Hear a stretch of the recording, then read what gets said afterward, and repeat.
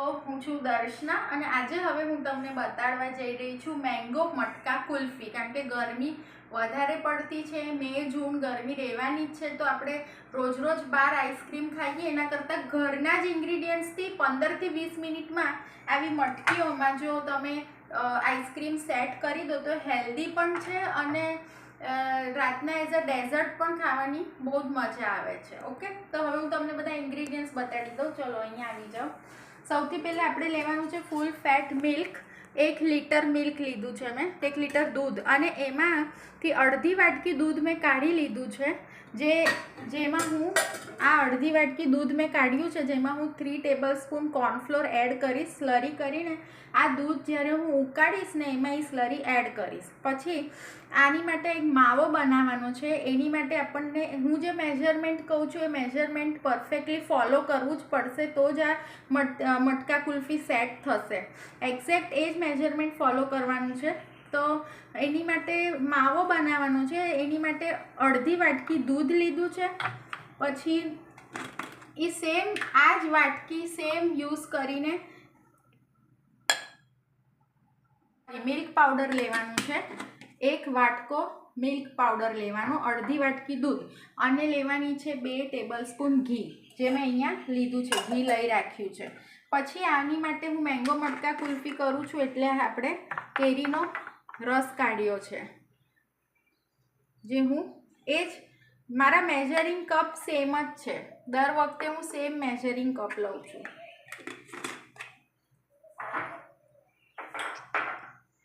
બરાબર છે. અને આપણે આ મેંગો મટકા કુલ્ફી એવી રીતે બનાવવાના છે કે પહેલાં માવો બનાવશું, જેની માટે જોશે 1 વાટકી મિલ્ક પાવડર, અડધી વાટકી દૂધ અને 2 ટેબલસ્પૂન ઘી. એ પરફેક્ટ માપથી જ તમારે લેવાનું, તો માવો સરસ બનશે. અને આઈસ્ક્રીમ બનાવવા જોશે 1 લીટર ફૂલ ફેટ મિલ્ક, બરાબર, અને 2 કેરીનો જ્યુસ કાઢ્યો છે, એટલે 2 મોટી કેરીનો મેં રસ કાઢ્યો છે. તમારી પાસે જે કેરી અવેલેબલ હોય ઘરમાં એ તમે લઈ શકો છો, કેસર, હાફૂસ, જે પણ.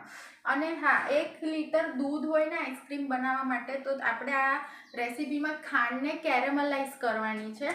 તો 1 લીટર દૂધ સામે હું અડધી વાટકી, આ જે મારું મેઝરિંગ વાટકીના જે મેઝરમેન્ટ છે ને એ જ કપમાં હું મેઝર કરીને આ અડધી વાટકી ખાંડ લઈશ, બરાબર. અને આમાં હું મેંગોના પલ્પથી બતાડું છું. તમારા પાસે ઘરમાં અત્યારે ચીકુ ફ્રૂટ અવેલેબલ હોય તો તમે 5 ચીકુનો પલ્પ કાઢી શકો છો. શક્કરટેટી અવેલેબલ હોય તો તમે શક્કરટેટીને ડીસીડ કરીને એનો પલ્પ કાઢી શકો છો. પેરું અવેલેબલ હોય તો પેરુને ડીસીડ કરીને એનો પલ્પ કાઢી શકો છો. અને ગળપણ જેવું ફ્રૂટનું છે, મેં કેરી ચેક કરી તો કેરીનો મારો રસ ગળો છે, એટલે હું આમાં જે ખાંડ કેરેમલાઇઝ કરવાની છે હું અડધો કપ લઉં છું.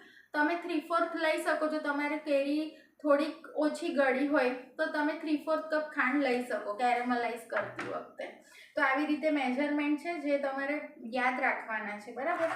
અને આ રેસીપી હું મટકીમાં સેટ કરું છું. તમે તમારા ઘરે એક આવી રીતે લાંબો ડબ્બો હોય એમાં પણ સેટ કરી શકો, અને પછી 12 કલાક થઈ જાય ફ્રીઝરમાં ફ્રીઝ કરીને, તો બીજે દિવસે સવારના ઠંડા પાણીમાં એને ડીપ કરવાનું ટીનને, અને પછી એને તમે અનમોલ્ડ કરીને સ્લાઇસ કરી શકો છો.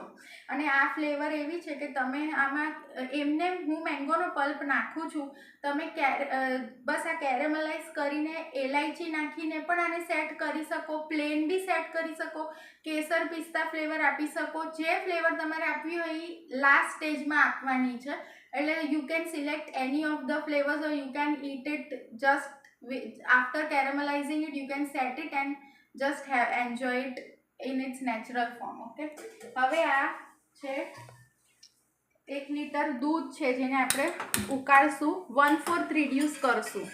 આમાંથી આપણે 1/4 રિડ્યુસ કરી લેશું. અને આ 1/4 રિડ્યુસ થાય ને ત્યાં સુધી હું સામે ખાંડ કેરેમલાઇઝ કરવા મૂકી દઉં છું.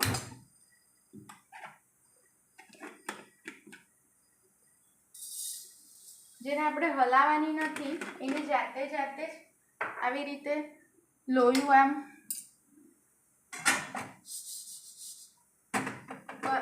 લોયું ગોળ ગોળ ફેરવતા રહેવાનું, એટલે એની જાતે થઈ જશે. અને હું એનો ગેસ સ્લો ટુ મીડિયમ કરી દઉં છું ખાંડ કેરેમલાઇઝ કરવાનું. અને આ દૂધ હું 1/4 રિડ્યુસ કરી દઉં છું.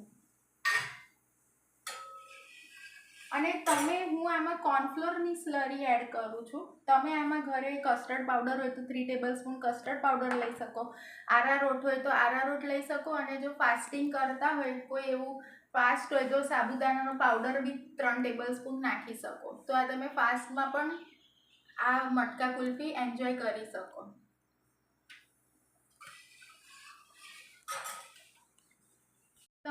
હવે તમે જોઈ શકો છો કે આવી રીતે આપણે જે ખાંડ 1/2 કપ લીધી છે એ કેરેમલાઇઝ થાય છે એની જાતે સ્લો ટુ મીડિયમ ફ્લેમ પર. તો આપણે એને આવી રીતે ગોળ ગોળ ફેરવીને જ કેરેમલાઇઝ કરશું. આપણે હલાવવાનું નથી, અંદર સ્પેચ્યુલાથી નહીં હલાવવાનું, આવી રીતે આમ બસ. અને કેરેમલાઇઝ થઈ જશે હવે 5-1 મિનિટમાં. અને જેવું કેરેમલાઇઝ થઈ જાય ને એટલે તરત જ એને આપણે દૂધમાં એડ કરી દેવાનું, કારણ કે વધારે કેરેમલાઇઝ થશે ને તો પછી એના ક્રિસ્ટલ ફોર્મ દૂધમાં ક્રિસ્ટલ બની જશે, જેને હલાવતી વખતે તો ખાવામાં ક્રિસ્ટલ આવશે. એટલે ખાંડ જેવી ઓગળે તરત જ આ દૂધમાં એડ કરી દેવાનું. ઓકે, હવે આપણે કોર્નફ્લોરની સ્લરી બનાવી લેશું. બરાબર, જેમાં લમ્સ ના બને એવી રીતે આપણે આને મિલાવી લઈએ. અને આ કોર્નફ્લોરની સ્લરી એકદમ ધીરે ધીરે ઉકળતા દૂધમાં નાખવાની, એકસાથે નથી નાખવાની. એકસાથે નાખશું ને તો એના લમ્સ થશે. હા, આ એકદમ લમ્પ ફ્રી છે.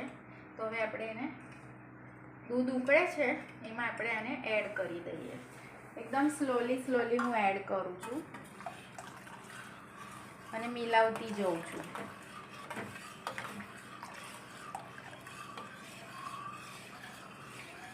આનાથી દૂધ જાડું થશે.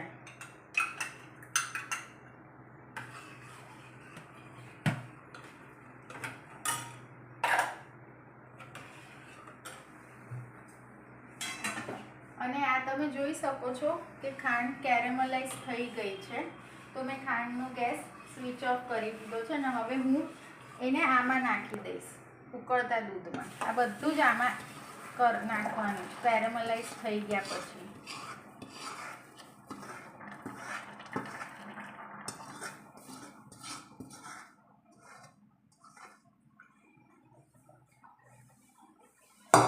હવે જે આ સ્ટેજ છે ને એ બહુ જ ઇમ્પોર્ટન્ટ છે.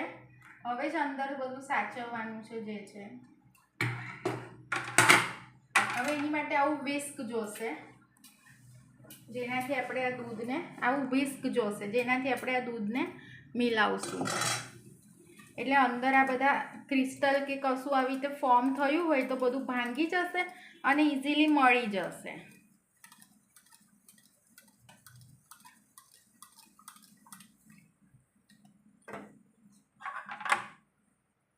આપણે માવો બનાવી લઈશું. એક બાજુ તમે જોઈ શકો છો કે આ દૂધ જે મેં ખાંડ કેરેમલાઇઝ કરીને નાખ્યું એને હું કોન્સ્ટન્ટલી સ્ટર કરતી રહું છું, અને બીજી બાજુ હું માવો બનાવીશ. અને આ દૂધને આપણે થીક કરવાનું છે, એટલે હજી આનામાંથી ઓર 1/4 રિડ્યુસ કરવાનું છે.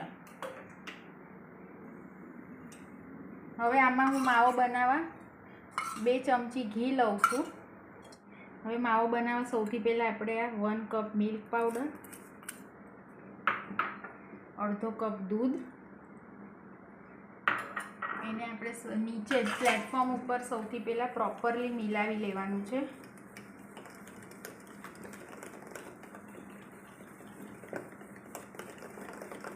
અને આ દૂધ ઉકળે છે એ તમે જોઈ શકો છો.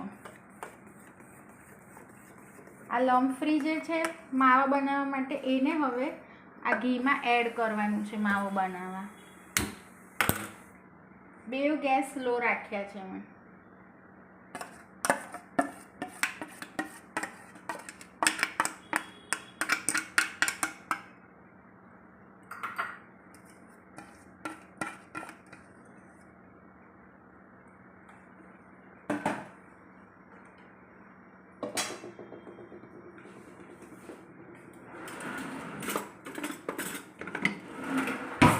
હવે આપણે આવી રીતે માવો બનાવશું. આને બી હું કોન્સ્ટન્ટલી સ્ટર કરીશ અને આને બી હું કોન્સ્ટન્ટલી સ્ટર કરીશ.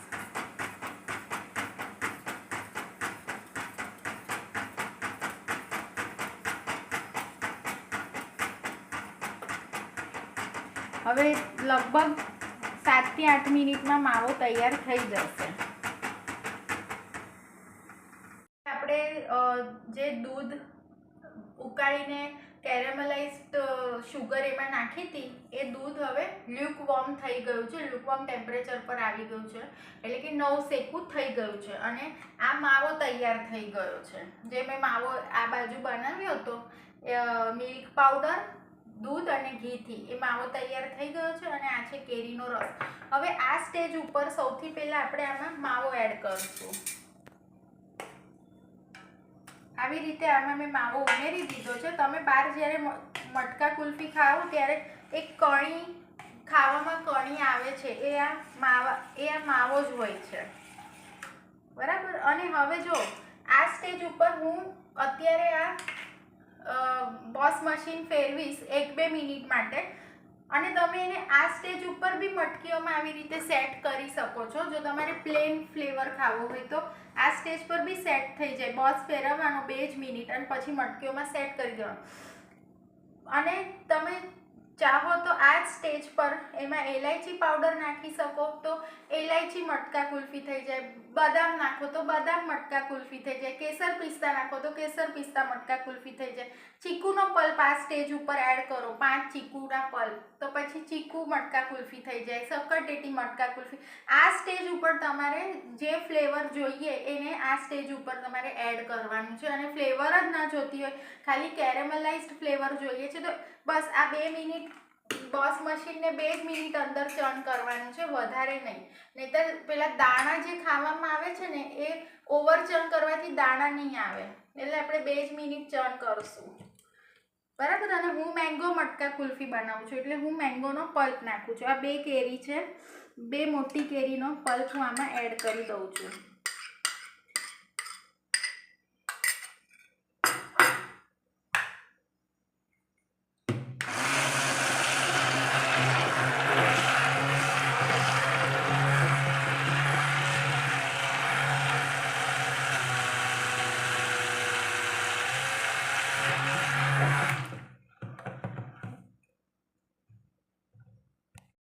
બસ હવે આ 2 મિનિટમાં મેં બોસ મશીનને સ્વિચ ઓફ કરી દીધું છે. અંદર દાણા તો દાણેદાર રાખવા માટે 2 જ મિનિટમાં બોસ મશીન સ્વિચ ઓફ કર્યું. અને હવે આપણે આને મટકીઓમાં સેટ કરી દઈશું.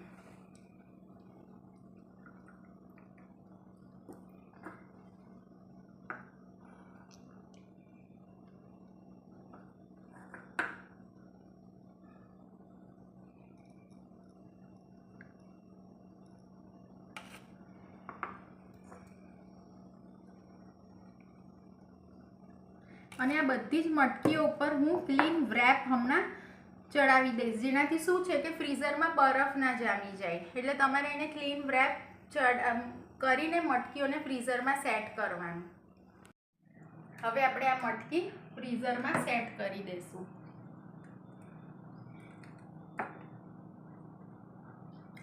અને હવે આપણે મળશું 12 કલાક પછી, એટલે કે આજે રાતના 12 કલાક પછી આપણે મળશું અને આ મટકી મેંગો મટકા કુલ્ફીને એન્જોય કરશું. બાય. હવે મળીએ 12 કલાક પછી. તો હવે થઈ ગયા છે 12 કલાક અને આપણે ચેક કરી લઈશું કે મેંગો મટકા કુલ્ફી સેટ થઈ ગઈ છે કે નહીં.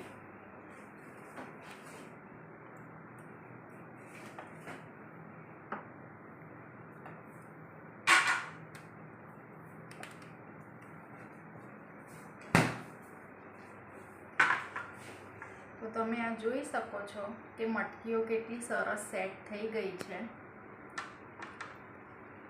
આ છે મેંગો મટકા કુલ્ફી. તો હવે તમે જોઈ શકો છો કે આ મેંગો કુલ્ફી કેટલી સરસ નીકળે છે સ્પૂનમાં, ઇઝીલી નીકળી જાય છે. અને હવે ચલો એન્જોય કરીએ. બહાર જે રાજસ્થાની કુલ્ફી મળે છે ને સેમ એવો જ ટેસ્ટ છે.